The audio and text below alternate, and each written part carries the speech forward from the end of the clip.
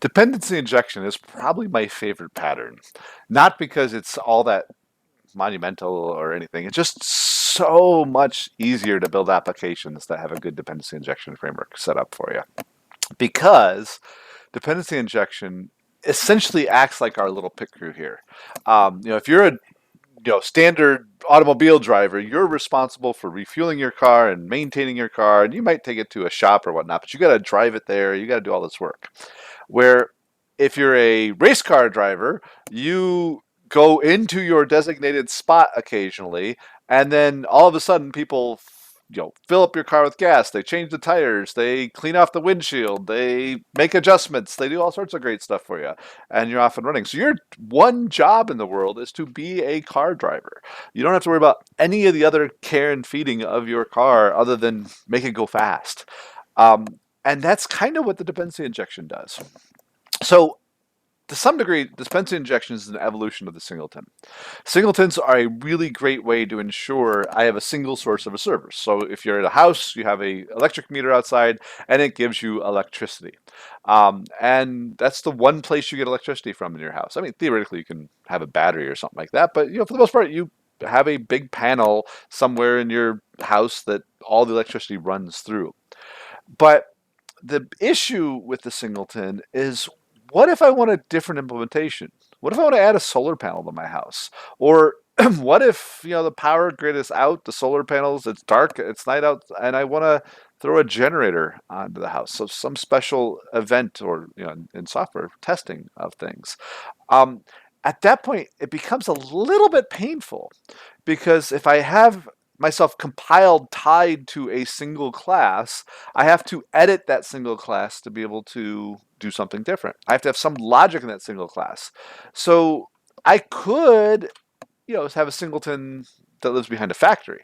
I could have a couple singletons, right? I could have the solar panel singleton, and I can have the electric grid singleton, and I can have the generator singleton, and I can have a factory that would allow me to pick which one.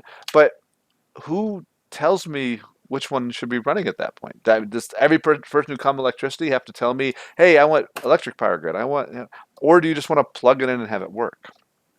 And so the idea behind a singleton is powerful because it ensures a single source, but it means that me as the driver, me as the homeowner, me as the piece of software, I have to know which service I want. I have to be aware of where it comes from. I have to be compiled to the singleton itself to be able to know that that's the specific, or the factory or whatever, to know that's the specific one I need.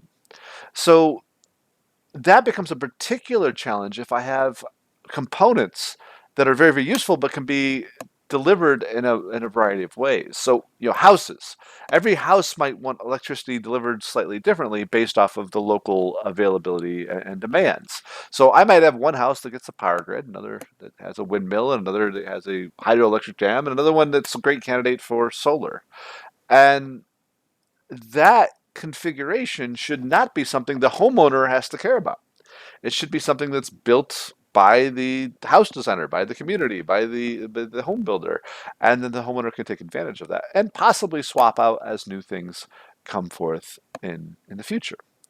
So dependency injection moves beyond the idea of a single source to say, what if you, as a piece of software, just declare your dependencies and let somebody else define the control of that? So think of it this way.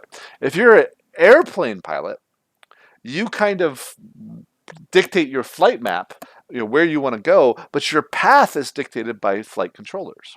They tell you, which airport you're going to, what the runway you're landing on, where, they might redirect you because they know more than you. You don't have to be aware of all the different traffic patterns. You have to be aware of all the weather, except for maybe your localized weather of where you're flying or whatnot.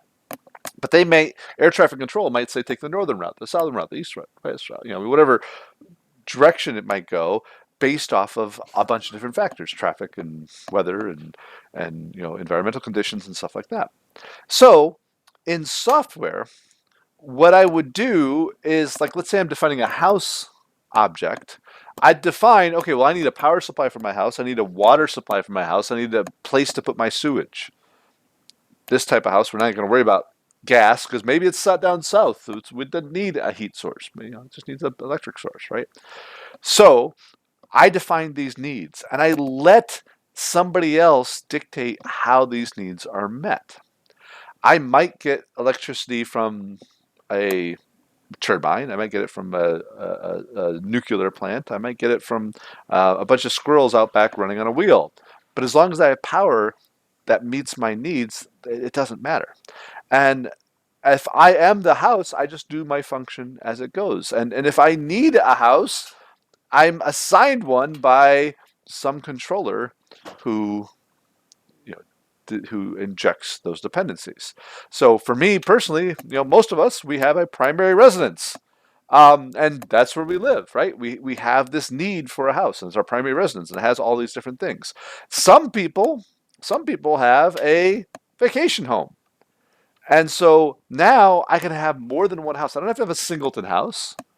I don't have a single place I'm running. I can have multiple houses, and it can be injected to me by some intelligent controller or conductor here that based off of the role that that object's going to play inside of the the system.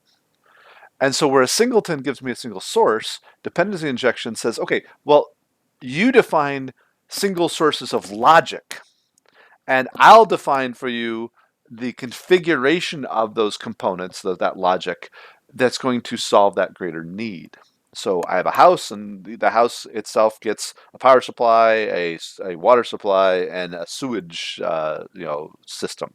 Vacation home gets the same thing. The sewage system there, hey, dump it overboard. Not very clean, but that could be the option, right? Um, so the idea of dependency injection is that I want to define each of the components. I want to define the dependency of the components, but I don't need to define how the application is going to be used at that point in time. I want to separate out the pieces of a software system from the inevitable use of the software system. So think of it this way: you might be writing um, a application to manage a hospital right now. But the core of that application could also be used to manage a local clinic. It could be used to manage a triage clinic in a third world country that's out in the field. But at a big hospital, you're going to have desktop computers and servers and mainframes that's going to be doing that. At a small office, maybe you have iPads and a single server. Out in the field, I might have to have a laptop that's acting as a server and doing all the work on itself. So the behavior is the same, but those deployments might look very, very differently.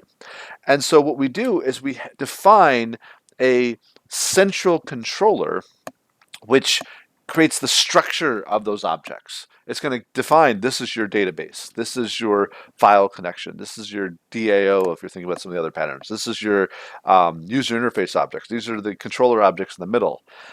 And it's going to fill the dependency for those objects. But notice here, dependency injection is about structural objects. Dependency injection does not build every object your system uses. It doesn't build the person unless the person is the person who will live in the whole system. It's certainly, if you think of it like a shopping cart application, it's not going to build the shopping cart. It's not going to build in the e-commerce. It needs to build maybe the factory that builds shopping carts, but not the shopping cart itself.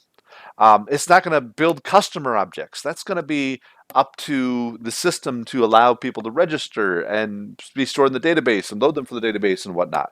So it's not doing all the small data objects that move back and forth, but what it is doing is it's those permanent objects that make up the core major services of your application. This is where your database stuff is. This is where your logic for your cash register, if you will, is. And maybe you have multiple cash registers. That's okay too.